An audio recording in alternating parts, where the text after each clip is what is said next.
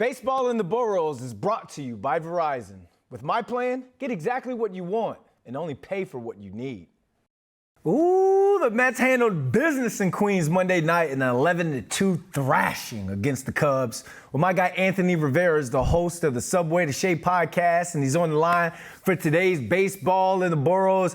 Anthony, thanks for joining us. Since you got the Don't Worry, Be Happy tie-dye themed shirt going, let's start off on a positive note when it comes to these Mets. My guy, Polar Bear Pete, made the Cubs look like the bad news Bears Monday nights. 2 home runs, 6 RBIs. He has been on a roll lately. So how big is it that Pete's bat is back consistently, and who else needs to get hot?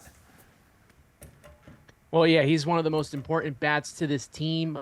He's kind of the power that the Mets always need in that lineup. It's nice to see him get going.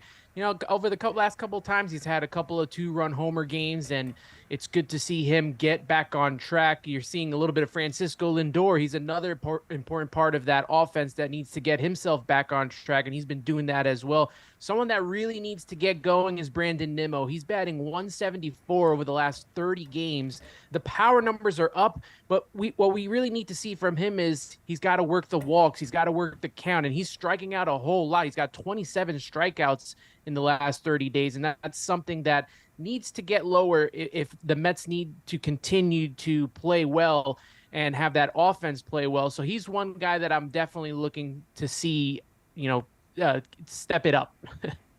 All right. Other reports, the Mets optioned Brett Baty to AAA Syracuse on Monday. Mark Vientos has had some time at third base, but he DH'd on Monday. You think he's the long-term fix at third base with Baty struggling, or do you think he's primarily just going to be used at DH? I think he'll get a couple of games here and there at third base, but he's primarily going to be a DH. He really doesn't have a position unless you want him backing up Pete Alonso at first. But his defense is not as good either, just like Brett Baty, and they sent Brett Baty down to work on that.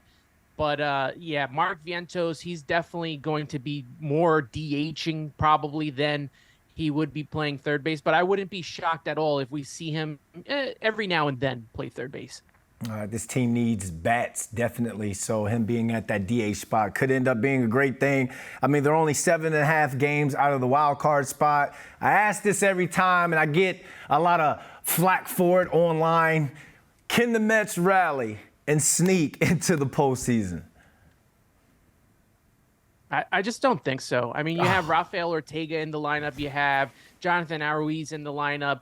Even DJ Stewart playing every day. And that's just not a lineup that's going to, get you wins.